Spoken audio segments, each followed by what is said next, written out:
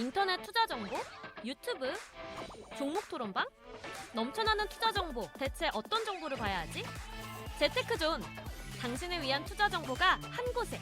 SPS 비즈 재테크존에선 실시간 투자 정보도 볼 수 있지, 1:1 종목 상담도 가능하지, 기업 탐방 리포트도 보여주지, 심지어 무료! 함께 가요 수익 꽃길로 재테크존과 함께! 검색창에 재테크존을 검색하세요. 그럼 계속해서 최근 시장을 주도하는 섹터와 특징주 분석해 보겠습니다. 먼저 첫 번째 만렙 주식의 선택부터 살펴보시죠. 첫 번째 선택은 제약바이오입니다. 제약바이오주가 반도체 부진을 틈타서 하반기 증시에서 존재감을 나타내고 있습니다. 각종 호재의 수급도 쏠리는 모습인데요. 선민우 가이드님, 이 바이오 랠리 계속될지 궁금하고요. 또 탑픽으로 어떤 종목 꼽으실지도 궁금하네요. 네.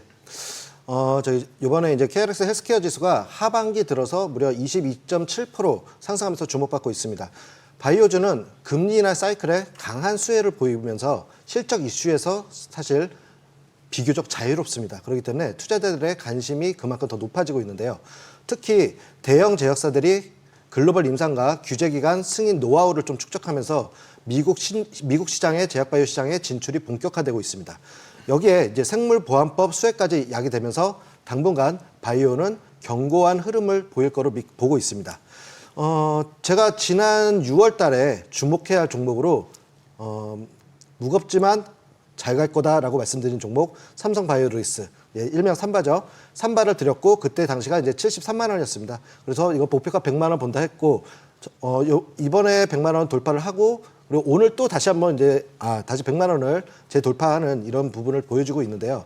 지금 이제 지수 하락에 따른 이제 차익 실현 물량으로 조정받고 있는 이제 제약바이오 관련주들이 좀 많습니다.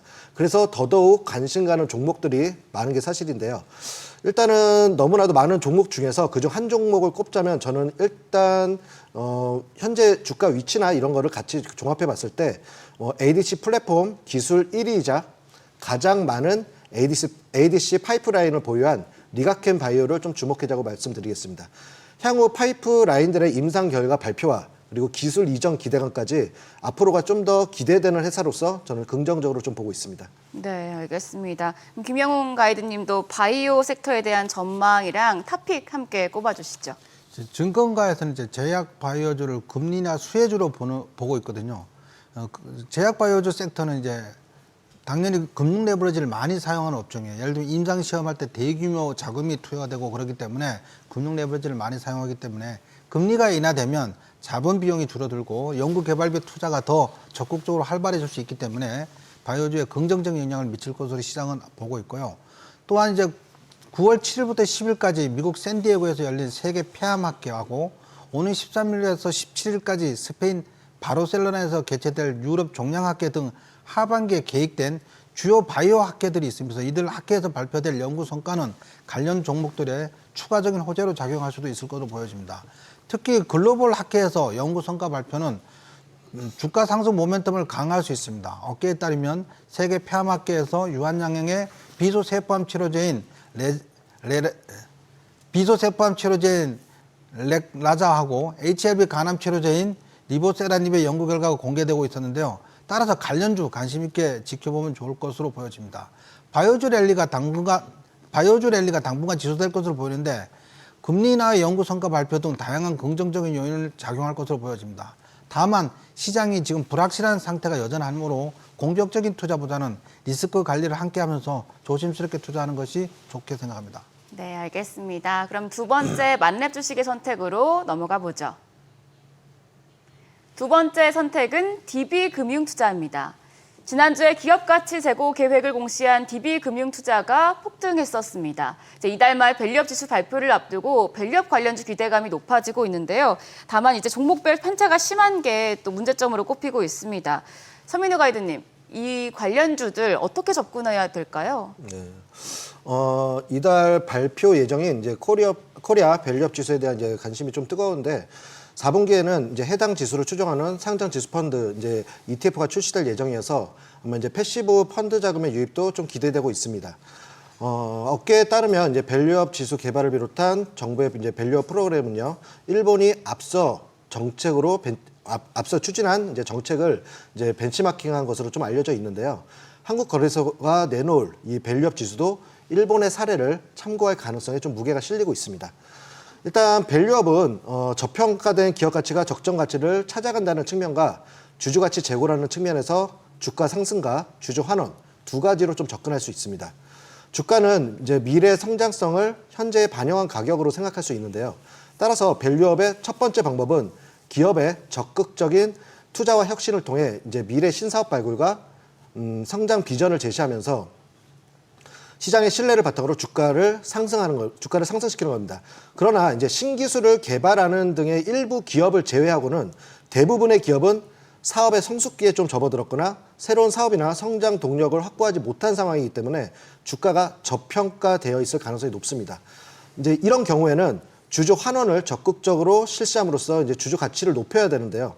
배당 확대와 그다음에 자사주 매입 이 두 가지가 대표적인 방법이기 때문에 이 두 가지 방법을 기준 삼아서 접근하시기를 추천드리겠습니다. 네. 김영훈 가이드님은 뭐 DB금융투자 비롯해서 밸류업 관련주 어떻게 보세요? 예, 근데 뭐 DB금융투자가 최근 기업 가치 제고 계획을 공시하면서 막 급등을 했었어요. 그러면서 이제 밸류업 관련주 역시 그 점 먼저 막 급상승하고 있었는데요.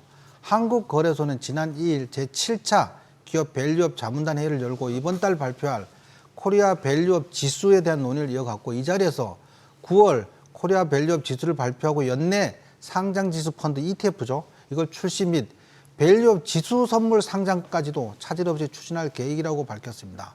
코리아 밸류업 지수는 수익성, 자본 효율성, 그리고 주주하는 성과와 같은 기준을 기반으로 구성 종목이 선정되며 연계 ETF도 올해 4분기에 출시될 예정인데요. 그런데 이제 이런 것들이 밸류업 지수가 만들어지고 ETF가 만들어지면 대규모 자산 운용사들은 의무적으로 이런 걸 일정 부분 포트폴리오에 편입을 해야 되거든요. 그래서 관련주들이 추가 상승할 가능성이 좀 매우 높습니다. 연내 ETF에 편입될 가능성이 높은 종목은 대부분 다 아시겠지만 현대차나 LG나 포스코홀딩스처럼 지주사들도 있을 것 같고, 하나금융지주, KB금융, 신한지주처럼 금융주들도 있을 것 같고, KT, 한국전력, 한국가스공사 등 공기업 관련주 역시 관심을 가지면 좋을 것으로 판단되는데요.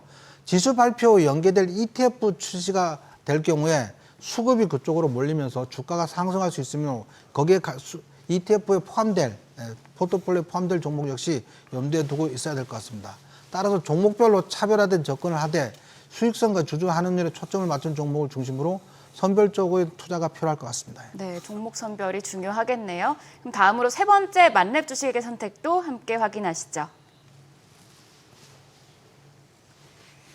다음 선택은 카지노주입니다. 오랜만에 카지노주가 증시 하락장에서도 빛을 보고 있습니다. 규제 완화와 업황 회복까지 기대감이 큰 상황인데요. 서민우 가이드님, 이 카지노주 전략 들어보고 싶어요. 네, 저도 이거 하면서 카지노주를 정말 오랜만에 보게 됐는데요.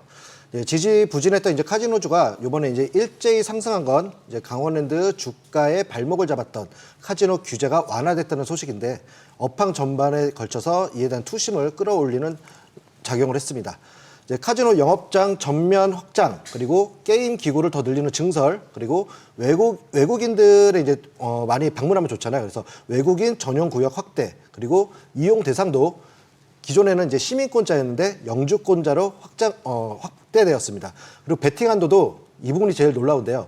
30만 원에서 3억 원으로 크게 상향되었습니다.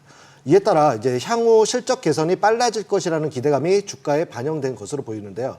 여기서 주의할 점은 이번 규제 완화에 따른 실적 증가가 그냥 지금 주가에 살짝 반영이 됐지만 바로바로 반영이 되는 게 아니라 4년 후에나 반영될 것이라는 이제 전망된다는 점을 반드시 좀 인지를 하셔야 되고요.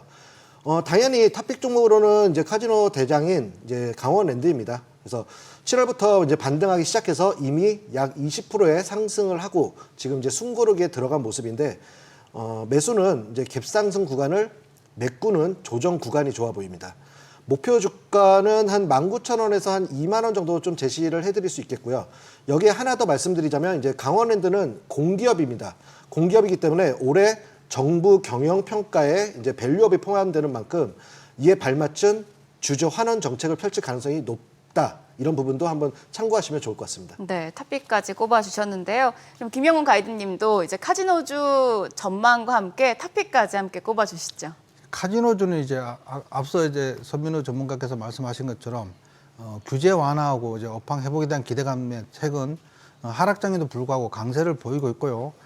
강원랜드는 앞서 말씀드린 것처럼 뭐 면적 확대라든지 게임 기구 증설이라든지 외국인 전용 구역 베팅 한도가 30만에서 3억 원까지 크게 증가하면서 매출이 증대가 기대된다고 하면서 최근 많이 올랐어요. 많이 올랐는데 더불어서 이제 중국과 일본의 9월, 10월 한금 연휴를 앞두고 있어서 실적 향상이 기대되는 만큼 카지노 업계의 실적이 개선될 가능성이 좀 커 보입니다.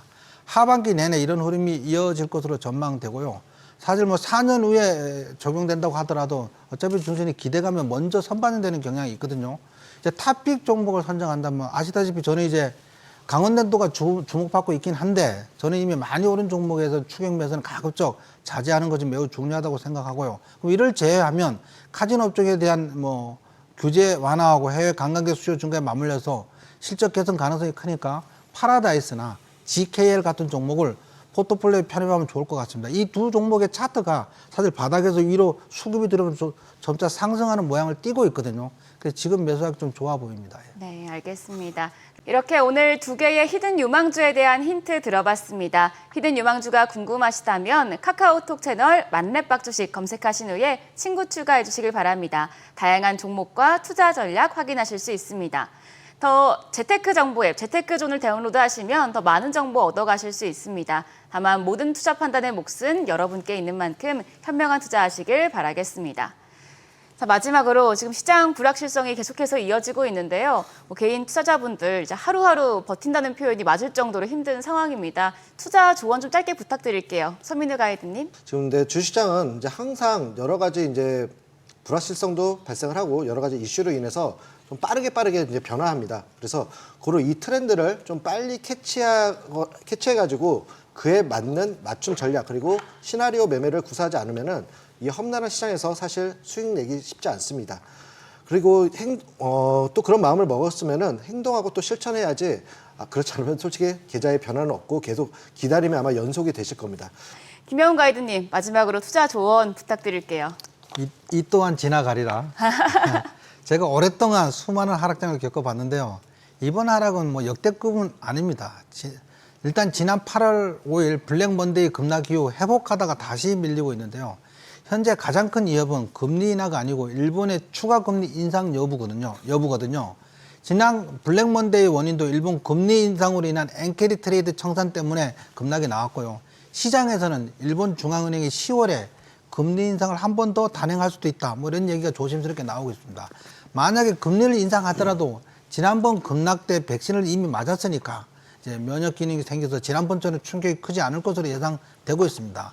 그리고 시장에서 불안해하는 미국 기준금리 인하는 단기적으로 경기 침체 우려가 흔들리지만 정작 기준금리 인하를 하면 아까 기정사실화 그 말씀을 드린 것처럼 다시 한번 대규모 양적 완화 정책에 대한 경기 회복 기대감에 증시는 다시 한번 크게 상승할 가능성이 매우 큽니다. 그래서 흔들린 증시에 너무 걱정하지 않으셔도 될 것 같습니다. 네, 알겠습니다. 오늘 김영웅, 선민우 두 분의 만렙 가이드와 함께 했는데요. 한 주간 두 분의 공략주와 전략들 참고하셔서 성공 투자하시길 빌겠습니다.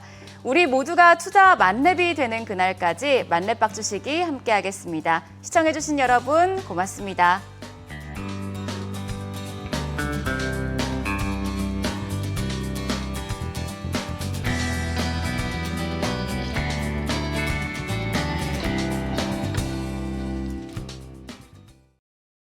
오늘의 투자 정보 검색창에 SBS 비즈의 재테크존, 크존을 검색해보세요.